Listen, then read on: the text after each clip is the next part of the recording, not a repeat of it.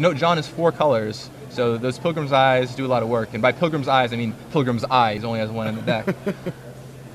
John's list has 4 Soul's Attendant, 4 Relic Order, 1 Phantasmal Image, 1 Wall of Omens, 1 Spellskite, 1 Seagate Oracle, 4 Deceiver Exarch, 1 Pilgrim's Eye, 1 Blade Splicer, 4 Metamorph, 1 Solemn, 1 Totem Guide Heartbeast, 1 Archon of Justice, 1 Inferno Titan, 1 Frost Titan, 1 Sun Titan, 3 Splinter Twin, 4 Birthing Pod. And looks like John is going to activate that Splinter Twin and go get a land.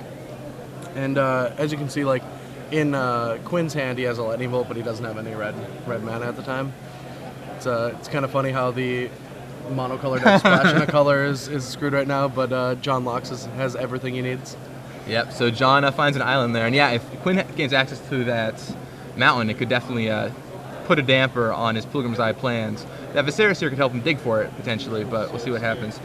He runs 8 sources? Red? 11 sources. No, yeah, 11. Most run 11, and then nothing really too different. He's got Dark Tutelage in the main, which is probably in the deck right now. Even against the combo deck, I think the card advantage plus a bunch of removal is really good against John Loucks' deck. So Quinn Doomblades down the Pilgrim's Eye, getting rid of the Eye and the Twin. So John's going to take, looks like 2, and he'll drop to 15 life. Quinn will take the opportunity to scry with his Blood Guest. And now, how the game develops from here depends a lot on what's in John's hand. Yeah. I mean, if he has a combo, he could go for it. If he's got a card advantage engine to dominate the game, a big creature, a Titan, would dominate it. But if he just has a bunch of utility cards, it might be a little rougher start. I mean, Quinn doesn't really have John at really low life total yet, and his board isn't that developed. And John has 2 Colonnades, I think, also, which are good blockers. I see a lot of lands in John Loucks' hand, though. Well, yeah, I mean, how many times was he Pilgrim's Eye before we got on? So John drops an Arid Mesa, and now he can tap out to activate that Colonnade if he wants this turn. Quinn has to choose if he's going to serve in or not. It seems really difficult to attack in. Yeah, I mean, if he drew the mountain, he could trade one of his creatures with a Colonnade, but then John just has another Colonnade. And he knows John has an island in his hand because he searched it up with the Pilgrim's Eye and John didn't play it. Yeah, he played Air Mesa. It's like... Quinn's thinking about it. Yeah, he really wants to just keep the pressure because John has a ton of cards in hand. And he also, I mean, John has to play around Gatekeeper and Malakir potentially too. Might not want to get his guy Gatekeeper post-combat. That's a consideration. I mean, that would be, I guess that's possible. So he just searched with Gatekeeper Malakir. John's going to crack his Arid Mesa, and I expect to see Colonnade activated here. Do you think he would have served with Viserys here too, Brad? No, that creature's like really utility, especially with the Blood Gas in the graveyard. Okay. And I think he's okay with 2 for 1-ing. Like, I would assume if I attacked with the Seer, I would get an extra point of damage in, but I would lose the Seer, which is going to be valuable. I don't really know if attacking here is great. Like, we know it's not going to be a Doomblade because he would have sent with both guys, so I almost feel like he's going to be playing a post-combat land and bolting it. He's just... So he just scries 1. Yeah, he scryed and he put a Pulse Tracker at the bottom. And he passes back to John. I don't like that. If you don't have any action, it seems like John's going to block there no matter what happens. Yeah.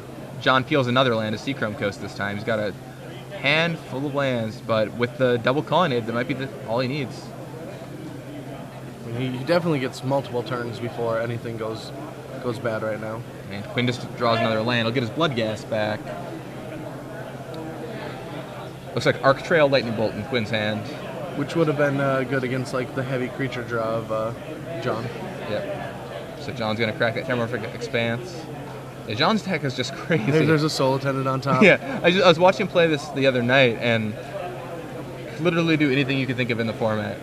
Oh, yeah. Combo you out, play a Titan, combo you out another way. Phantasmal Image with Sun Titan. Yeah, Phantasmal Image, Sun Titan. Copy your Infernal Titan. Yeah, exactly. All the things you can do. We had actual Magic the Puzzling where we had like game states we'd write down trying to figure out how we could win from this situation. Like, do we need another Birthing Pod target in the deck? Is that what you guys were doing? He actually had a bunch written down. He was like, Gavin, can you figure out how to win in these situations? All right, so John drew a white card, I think, there. Is that Totem Guide Heartbeast? That would be a pretty big spell. Let's see. See what he finds. Definitely a spell. Oh, Devout Lightcaster? A devout lightcaster. Yep. John. Tap 3 white. Yeah, John Loucks runs 15 one-ups, and devout lightcasters among them. So we boarded in the lightcaster, and he targets the Viserys here. Scrying 1. Unfortunately for John, he got rid of that Seer because there's a Colossal Highborn on top of Quinn's deck, which could start fireballing him with that Bloodghast. But now he's safe. Yep. And the protection from white on that devout lightcaster will allow it to block that Bloodghast or black rather. Protection from black, allow it to block the Bloodghast. We all knew what you meant. Yeah. First red source comes into play tapped. All right, John's going to crack the air miss, and Quinn doesn't even bother attacking with his Bloodghast there. He knows John's going to block with his guy, so not going to try and bluff anything. Well, he already tried that once, so. Yeah. And so John's just accumulating a ton of lands, trying to find some gas. Yeah, and if he draws some gas, he's just a birthing pod away or a Titan away from... Oh yeah, anytime he draws a birthing pod, it's going to get really gross. Yeah. I mean, he must have a forest in hand. I mean, his deck has a forest. He didn't search it up. Did he, board that part of his deck out against vampires? Is that part of the strategy? Because he didn't go and search up a forest. And I would assume that you would go get one with a Pilgrim's Eye, because he had a ton of blue sources. Right. So, I mean, in my opinion, there's a good possibility that it takes Birthing Pod out against vampires. It's possible because he can't keep any guys in play, right? That makes sense. We'll see what he does. All right, well, there's a Spell Skite. And it looks like he's got two Spell Skites after sideboarding. That'll do some blocking, keep the pressure off. Now, would you have served with that Lightcaster? No, I would have served with the Colonnade. Oh, the Colonnade? Okay. Yeah, I think at this point you don't need any gas in your hand, but with the Colonnade you can just kill him in a couple turns. Yeah, you still can. You still have blue to activate with the Spell Skite, so you can't, redirect Lightning Bolt or anything. As well as you want to start dealing some damage. You don't want vampires just start top decking a bunch of gatekeepers and get back into a board position, or even a Dark Tutelage and put you on the clock. Right. Do you like attacking with the Lightcaster and the Colonnade there? Put on a 3-turn clock. I mean, I would have definitely attacked with 6 damage than over 0, with being at 13 life. But I don't know, if John's thinking about being safe, I still don't see why one of his creatures didn't go into the red zone. Yeah, I agree. I think All right, John draws another land, a Scalding Tarn this time. Sitting on a grip full of mana. John's deck runs, let's see, 3, 5, 7, 11, 12, 15, 16, 17, 25 lands. Seems about right when you're playing 4 colors. I think John just passes back again. Yeah, played another land, passes back. Yeah, now in this situation, you've got all your mana on tap, you're not even doing anything with it. Well, I mean, what could he possibly be afraid of? Double removal spell attack you for 2? There's a Pulse Tracker down for Quinn Kennedy. And Quinn's draws haven't been spectacular, but if John doesn't close out the game fast enough, Quinn could get back in it. I mean, I still don't actually see that happening, but I would keep attacking somehow. There's a Dismember on the Spell Skite. That he's paying a lot of life for. Pays 4 life for it, wow. Wonder why he I mean, it only costs colorless. Playing around Mana Leak, maybe? That must be it. He's going to Arc Trail the Lightcaster. 2 to Lightcaster, 1 to John. I assume he figures John isn't doing anything. He's got a bunch of cards in his hands. Yeah, so he's attacking and... He's just going to block with the Colonnade. Yeah. I don't understand running everything into Colonnades. Yeah, I mean, that's not profitable at all. And he doesn't have a red mana anymore, so he knows he's not going to get bolted or anything like that. All right, well, very, very weird. John untaps, finds another land. There's the force. So he did have it in his hand. He did have it in his hand. Okay, so he might have Breathing Pod still in the deck. Yeah, and or could have boarded out Pod. It's possible that he just needed the extra land, because this deck seems kind of mana hungry. Well, I mean, the one thing is he has the Devout Lightcaster, so it assumes that he has Birthing Pod in his deck, but I didn't see the force, so... And now he goes and blocks the Pulse Tracker. He gets Lightning Bolted. Even then, he's just been depleting Quinn's resources with those Colonnades, and John still has another Colonnade back. Despite John drawing a ton of lands, another Colonnade off the top. That's better than all the other lands that he's drawing, so... That's certainly true. And he's holding back his Colonnade here. He doesn't want to get hit by that Lava Cloud Reaches, which is wise, I think. And there's a Bloodghast. This would be one of the only games in the world that I could actually possibly see him activating a Colonnade and sacking into a Birthing Pod to get a Soul's Attendant. John draws Splinter Twin this turn, not the draw he's looking for. plays another land. At what point do you start holding lands? Never? I would only hold a land when it would actually 100% make a difference with an opponent's decision. But in like constructed or in a format where I have like a card advantage, you get caught in those situations where you hold your 6th land because like it's your last land in your hand anyway, but then you draw like a tidings effect. Right. And then you would actually have an extra land in play if you just made it. So if my deck has card advantage or preordains or something, or anything that can get me 2 cards in one turn, I want to have all the lands in play. Yeah, I agree with that notion entirely. Especially with John's vision here, he's got 2 colonies he can activate. He's just been playing all of his lands. He's been playing plenty of lands this game. He's got 3, 4, 5. He's against vampires. Like, what's a vampire player going to do? Like, oh, he's got 6 cards as opposed to 4 cards. Right. I mean, got to make the same play. So John has enough mana to activate both colonies this turn, I believe. If one dies. No, he does. Yeah, he actually has enough to... Yeah, he can activate both. So he's going to bolt it. Continues to deplete Quinn's resources on those colonnades. All right. Draws Birthing Pod. All right. Will it happen? No, we just need to find a creature. We have a creature. Well, I don't think we're going to Birthing Pod our colonnades. You're just not thinking creative enough? I mean, maybe John will do it. I don't know. I think we want to try and find something else. We have the twin in our hand, I guess. But, all right, we can definitely cast in the Birthing Pod. Yep.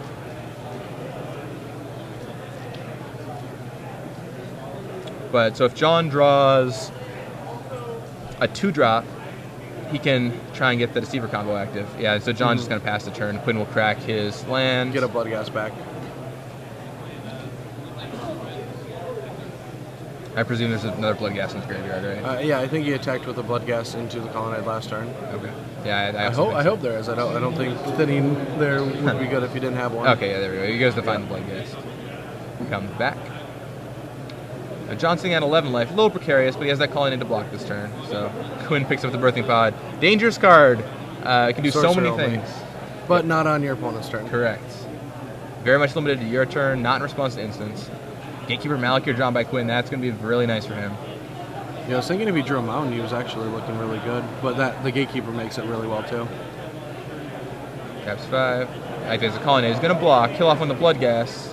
John will take 2, drop to 9, but then a post-combat Gatekeeper. And that just turned on the Bloodghast, so now anytime he draws a land, they're coming in at haste speed. Colonnade down. Alright, John needs to find some action right here.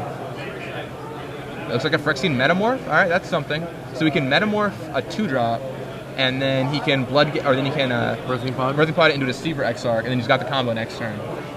Let's see if he does it. I mean, I think you have to go for it here, right? Yeah, I think you just make it a copy of Gatekeeper and crack it for Deceiver. Yeah. Or Bloodghast, I mean, whichever. Make it a copy of one of the 2 creatures, and I don't think you have any other play. As long as John knows that it becomes the covered mana cost of whatever it copies. It copies everything, even the mana cost. So if you Metamorph 2-drop, it becomes a 2 instead of a 4. It's important. And then you'll be able to go grab a 3. And he's just to hope to not have Quinn top deck another Gatekeeper, a Dismember, or something like that. Right, exactly. Now I guess I should look at his list. Maybe there's something else he could go get, but I don't think so. Archon of Justice, I guess, but then he could turn Archon into a Titan next turn. Well, how is he actually going to do that? How does he put a 4-drop into play and survive? Well, you can play the Metamorph. Oh, you can't Birthing Pod a Birthing Pod, yeah. No. Oh, you can, but I mean, it's not. You can't Birthing Pod an artifact. Yeah. So. All right, so yeah, the Metamorph can't stay in play as 0/0. It has to be a 2-drop. It'll turn into a Deceiver Exarch. Could be a Seagate Oracle, but yeah, I think he just wants to go for Blade Splicer. But I think we just want to go for the Exarch. He's got the win in hand next turn. So. And Quinn has no cards in hand, so if he ends up not top deck anything, he just wins the game. Yep, I think that's exactly what I would do. Plus, like the Exarch's a 1/4, which is pretty reasonable in this situation. Even if Quinn draws a land to activate his Lava Claw reaches, John can block 1 and he'll take 1, 2, 3, 4, 5, 6, be at a stable 3 life. So that'd be pretty rough. I don't know what he would. I guess he'd have to top deck another Deceiver, tap down a guy, block a guy, and then try to get there. Well, no. So if Quinn draws the mountain, then he can serve in and drop John to 3, including the block. I thought you were saying if it died. Yeah. Oh, well, if John dies, he's in a really rough spot. But right. So, well. I mean, maybe he's thinking like getting Deceiver and activating Birthing Pod again, or Yeah, you can do the old Deceiver Exarch, put it into play, untap my Birthing Pod, sacrifice it. All right, so he does get the Exarch. Let's see what he untaps. He's Just going to away. untap it for us. Okay. Not getting too tricky. If you were to go the other way, the cards you could get would be Solemn Simulacrum, and I think that's it. that's it. Yeah. Or I guess we're sideboarded, so...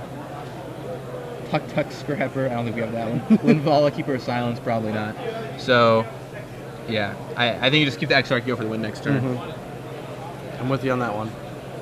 Quinn looks over John's graveyard, trying to figure out what is this mess? What is going on? I think we've been accustomed to Deceiver Exarch enough times. I bet he knows that he's got one turn to live. So Quinn draws some action. Oh, it's a Gatekeeper. Oh, how brutal for John Loucks. 4 damage He in. spent all that time setting up his combo, and Vampires is just running up on Gatekeepers. All right, let's see what John draws this turn. Another Splinter Twin. That's not going to do it. That's it. And that's the game. John was a turn off. That's the power of Vampires. It really can just like explode with some of the creatures. The utility of it, I really like it. Like you seen in that game when we came into the table, it looked so bad for Quinn, but the combo deck really couldn't get there, and he was just drawing really good spell after spell, and ended up taking the win. Yeah, absolutely. So Quinn goes off to a quick 1-0 start over John Loucks here. We'll try and get John Loucks in the booth here in a second to tell us a little bit about his deck. We'd love to know about some of his choices. People love these kind of decks, and it'd be cool to see exactly what kind of thought went into it. But yeah, so you said, in the meantime, you said you like